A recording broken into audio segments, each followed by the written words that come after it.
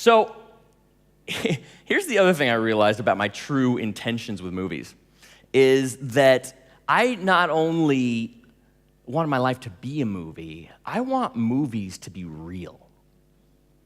I want them to be real. And so I decided to take my favorite movie and see if I could make it real. So this, of course, is the famous scene in The Matrix where he's given the choice between the blue pill to stay in his current world or the red pill to wake up to the truth.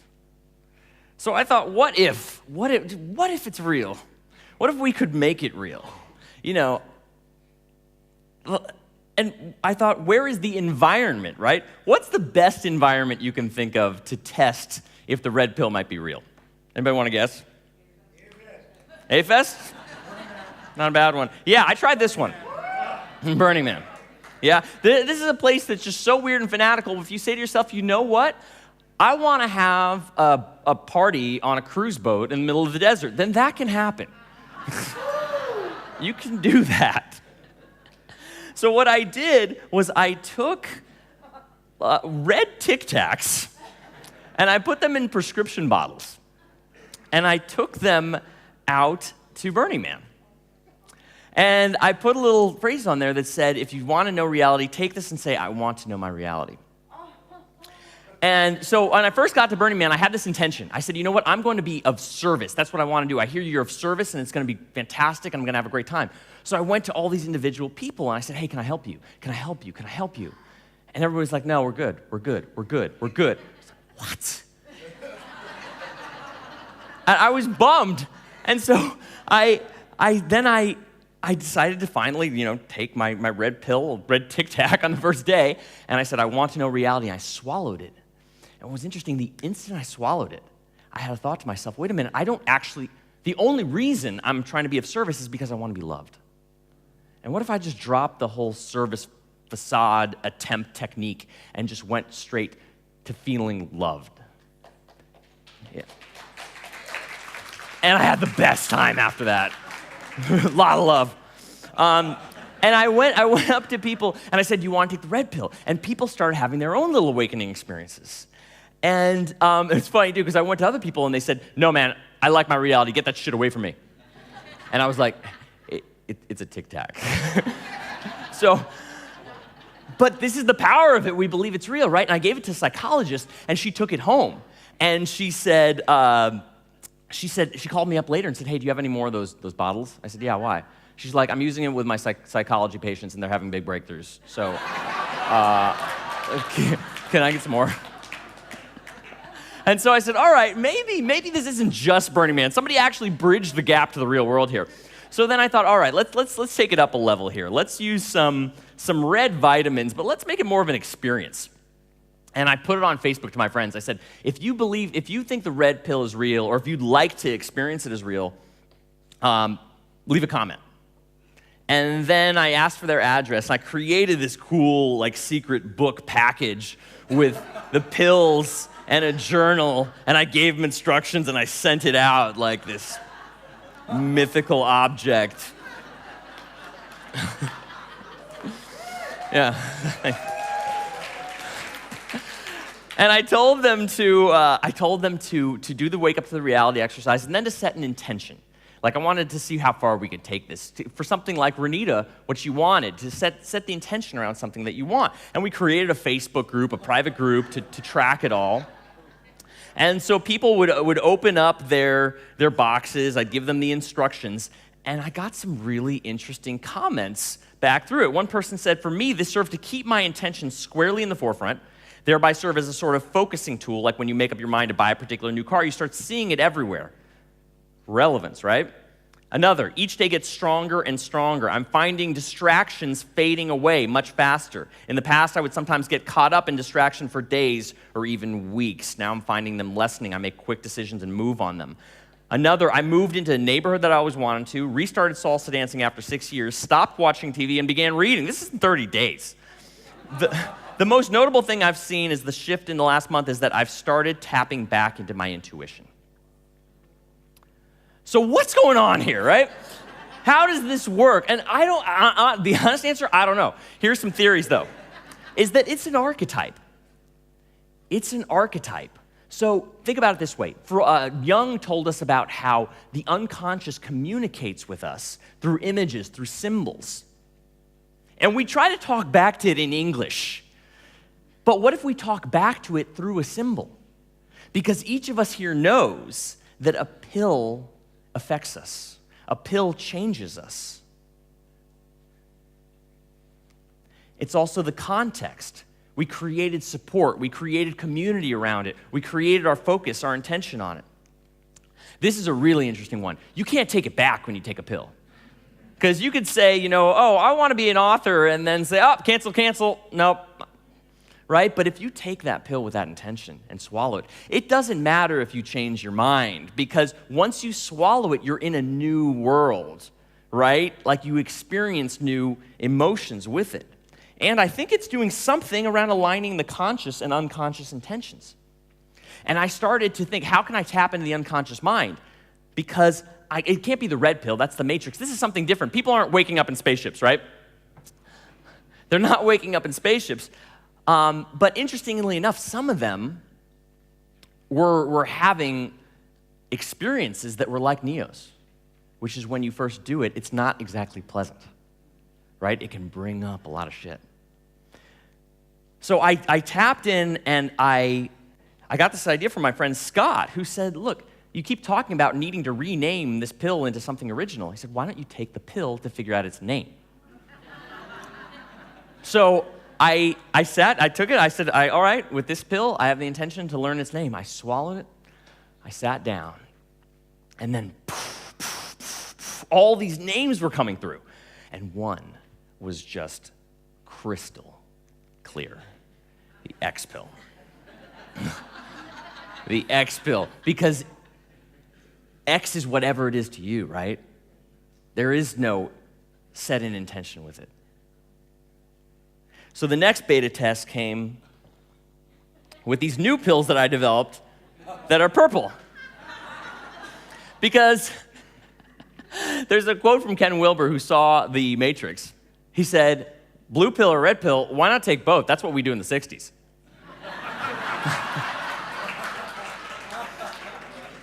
So, and I thought, what do you take? What happens when you take blue and red together? It makes purple. So what if you could wake up and you could stay in this world at the same time? How cool would that shit be, right?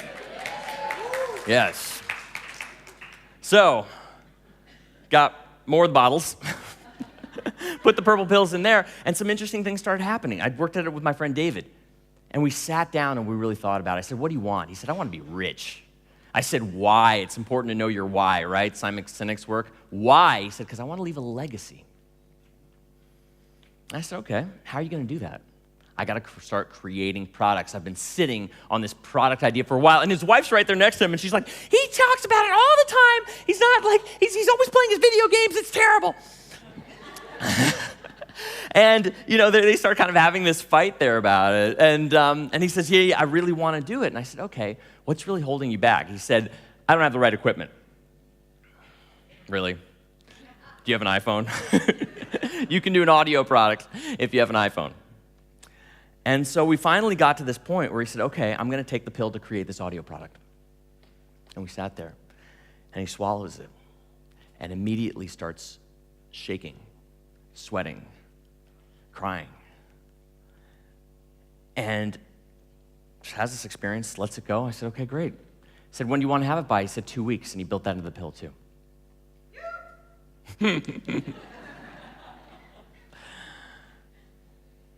And by the way, just to on my mind, I hope that women's voice wasn't offensive. Like, if that was, I'm sorry, I didn't mean that. She didn't sound like that.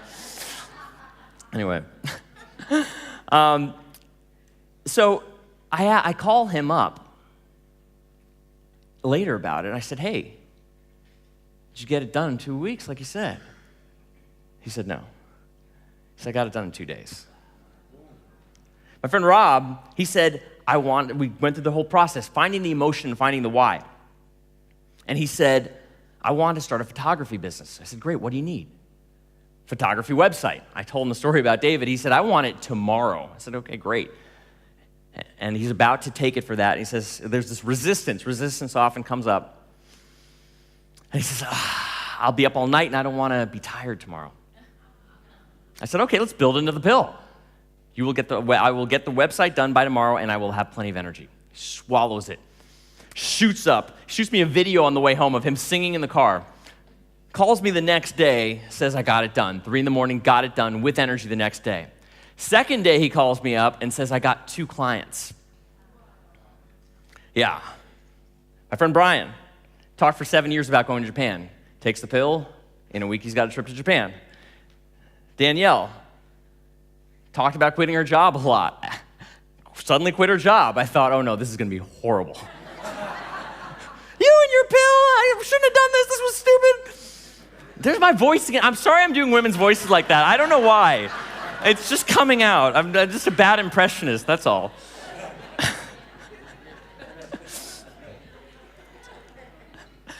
And my friend Holly, this is really fascinating. So we took it together on New Year's Eve, and she said, I will find the love of my life, and she takes it.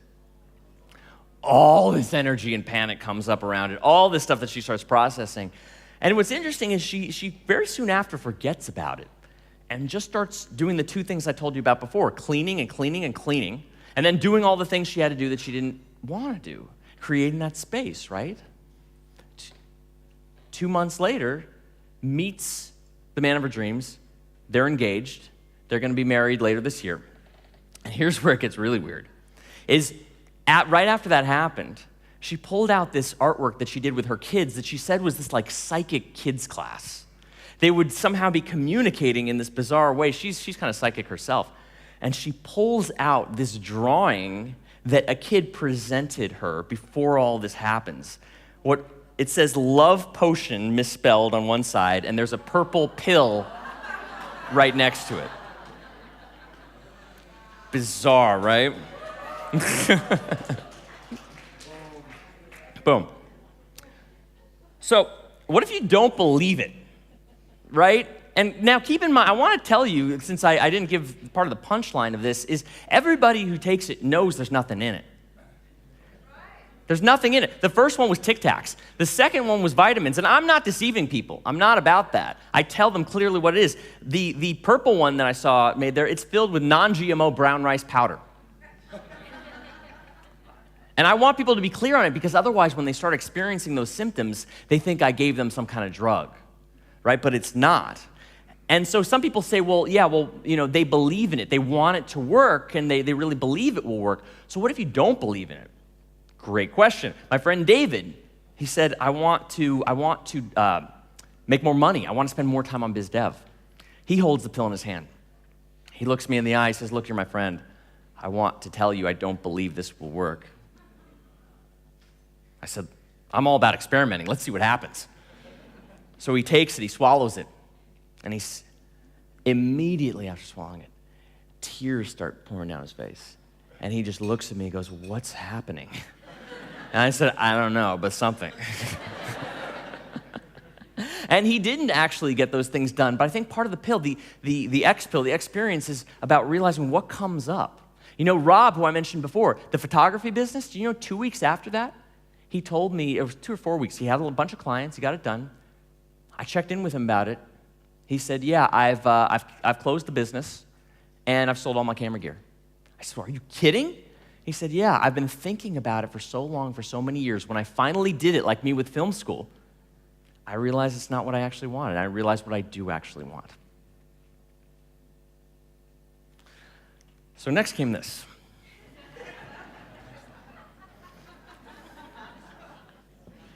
So I got it made up, made it look as real as possible. It says 500 milligrams rice powder, if you can't see it. And that was when I took it to this group here, TLC. Does everybody know TLC, Transformational Leadership Council? It's a group started by Jack Canfield. I've got a few members here. Oh yeah, there's Doug there, the photographer. So what I did there was explain to them everything that you're seeing here. There's me in my preacher mode. And what we did was we got people on stage to do the process. And so this guy, Arjuna, does anybody know Arjuna? Yes, amazing guy, amazing coaching school. His access consciousness, is it? This what? Awakening coaching. Yeah, I had a real awakening with his coaching. I mean, it's incredible. And so he was the first hand to shoot up. So I just said, all right, let's just work with that. So he gets up on stage and he says, I said, okay, what do you want? And he says, he's British. We'll see how this goes. I want to have no to-do list. And people are like, I said, okay, let's talk this through. Why? He's like, I want to feel totally free. I want to be focused in the moment. I want to do what I want to do and no backlog of things to do. And then the audience, this is a group of master coaches, starts challenging him. And they're like, well, maybe you want a better to-do list. And he goes, no, I want no to-do list. And he said, well, maybe you want a better relationship with your to-do list. He says, no, I want no to-do list. And then Mike Rayburn, if you know him, he actually says, look, be careful what you wish for, dude. If you end up in prison, that's no to-do list. And even in the face of that, Arjuna says, I feel like you guys want me to take the blue pill here. I want no to-do list. And I said, all right, let's do it. There's power, there's emotion, and he's clear. Clarity is key. Kind of like the fire walks that Tony Robbins do. They're checking your eyes. Wait, are you clear? Because if you're not, it's going to get dangerous up in here, right? So he takes the pill, and I'm like, all right, how's it feel? He's like, I feel good. I'm like, okay. So I send him off the stage, and then next day he comes up to me. Oh, no, I said, how long do you want it? And I set a deadline. He said, by March. This was January. And next day he goes, I did it. It's gone. I'm like, what? I did it. It's gone. He said, I just had this flash of an idea. I called up my assistant. I said, how about this? I'm going to unload my to-do list on you. And you're going to put calendar items only on that day of what I need to do. I will simply follow the calendar items. I will see no backlog. And so either you do it or you'll put it on my calendar for that day. Her response was, I've been waiting months for you to do this. But he had that awakening, that realization. Jack Canfield, author Chicken Soup for the Soul. We did the experience, and he set the intention. He said, I want to clean my desk. I want to have this the cleanest desk ever. We said, why? Because then I'll have the mental wherewithal to get my books done. And I'll have everything organized. I said, we got him with some coaches, and they said, why? You know, that powerful question, such a powerful procedure. Take anything in your life and say, why, right? Why? Because I want to get books done. Why do you want to get books done? And we kept following that process, and he realized in a very vulnerable way, and I asked him about sharing this. He said it's okay, that he realized that at the bottom of that, he just wants to be loved, like my experience at Burning Man. That if I have more books, I'll help more people, and thus I'll be even more and more loved, right? So he set the intention of, essentially, I'm enough. I am loved, right? And I'm going to get my desk clean, because he wanted that too. He took it, and I've never seen a reaction like this. We've got some of it on video. I won't play it now, but he came up to me stumbling. He said, oh my God, I feel like I'm on drugs. He said, I feel so high right now. I feel so good. I checked with him 3 days later. He said, it hasn't stopped. He said, out of everything he's done, it's one of the most powerful things that he's ever experienced it. And what's interesting too is I presented this to a second audience. And I found that there was even value to people without taking the pill. Because that's the idea of the symbol, the metaphor, what's also known as a boundary object. If you look up boundary object on Wikipedia, it's really fascinating. It's the idea of something is symbolic that we all agree we know what it means, but it has different meanings to different people.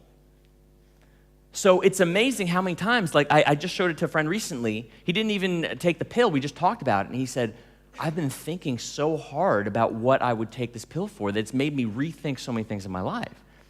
And the only other audience that I've done it for so far, another transformational group, one guy stormed out of the room and said, these people are I can't believe they're buying this bullshit. What is this, like rice in a pill? And he gets in the bathroom and he goes, this will never work. And those words suddenly resonated in his head. And he goes, oh my God, that's what I'm saying about my marriage right now. And all those people believe things will work, and I'm the only one in the bathroom believing things don't work. And tears coming down his face. And he said, like, he just had the realization through that, just all of a sudden, through this transformational experience, that his wife's the most beautiful, wonderful person he knows.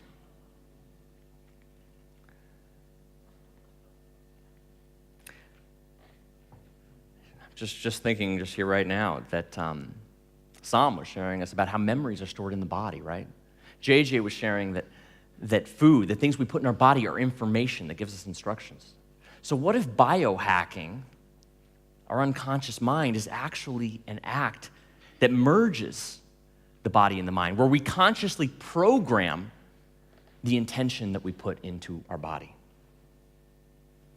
Everybody take a deep breath.